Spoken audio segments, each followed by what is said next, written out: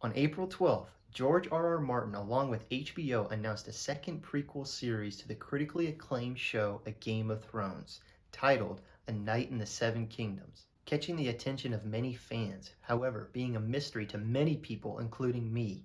But instead of waiting for the TV show, I decided to read the book, and after a month or so, I finally finished it. Now, I know there's still some people out there that know nothing about it, and unlike me, want to wait for the TV show, and I totally understand.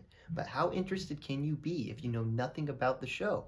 That's why in this video, I will be, in a spoiler-free way, giving my thoughts on it, if it will make a good TV show, and lastly, just some general information about the story, with the goal of giving you a better idea of what it is to maybe spark your interest a little more. So, let's start with some general information, like what even is A Night of Seven Kingdoms? It is a book compiled of 3 short stories by George R. R. Martin, following 2 characters named Dunk and Egg.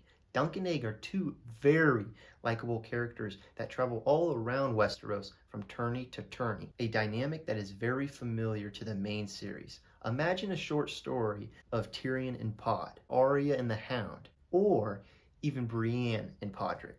If you enjoyed any of those 2 characters' journeys, then you should enjoy this one. And instead of leaving them and coming back a couple chapters later, this story differentiates itself by following only Dunk and Egg's journey. The first short story, and what most likely season 1 will be about, is called The Hedge Knight, said to take place roughly around 100 years prior to the first book.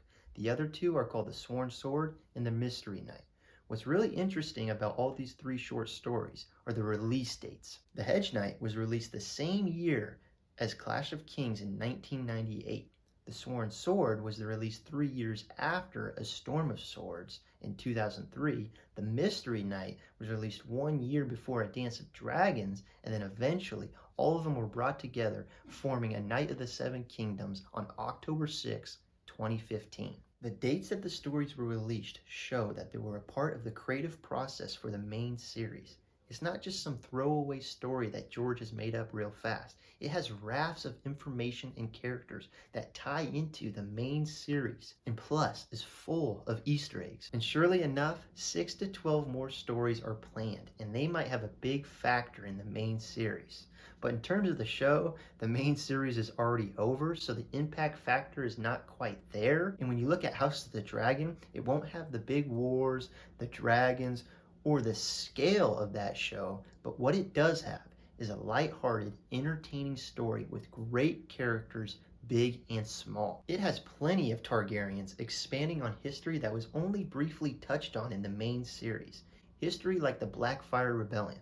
Now, if you have no idea what that is, great. It is an interesting history lore that was crafted with care and time, showcasing one of George's greatest skills, taking his time. I'm not joking.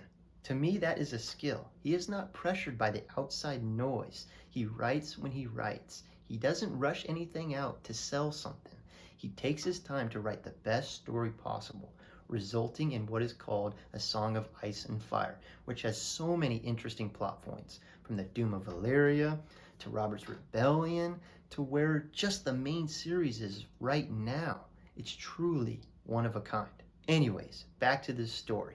Don't let the scope of it fool you. If you enjoyed the tourney sequence in episode 1 of House of the Dragon, this should provide more of that. It has so many tourneys. I cannot wait to see how they adapt them for TV. Now, I won't go any deeper than that. Hopefully this gave you some inclination of what this story holds. Now, if by some chance you are still watching, I will now give my opinion on what I thought about the story, what I liked and what I disliked. Still, I will not spoil. Firstly, I don't think there's really anything I disliked about this book. All 3 stories are great, but my favorite one has to be the first one, due to it having many moments with important Targaryens that I found just very interesting. Also, another top thing I liked was the tourneys. They were written so well and built up to that just elevated when they actually happened. They were not used just to fit action in the story. The fights had stakes and story elements backing it. Lastly, just Dunk and Egg purely have to be a top highlight moment of this whole series. My only complaint would be that there's not enough egg, and that's it, and that's really just nitpicking. Overall, to wrap this up, the story being in a smaller scope should not turn off anyone. still has the importance while undoubtedly being easier for the casual viewer to follow, letting people come in and enjoy the story with no previous knowledge of anything Game of Thrones related. And the release date all comes down to when the writer's strike should end. Whenever that will end is hopefully when the writing will resume, bringing along the casting, the dates, the trailers, and eventually the show itself. Keep your eyes open for the show and give it a chance when it comes out. I cannot say if the show will be good or not, but the source material it is adapting gives it great potential to be good and help elevate the franchise along with House of the Dragon. Thank you for watching, and if you've read the story, let me know in the comment section below what you thought about it and how excited are you for the show. Have a great week. Peace.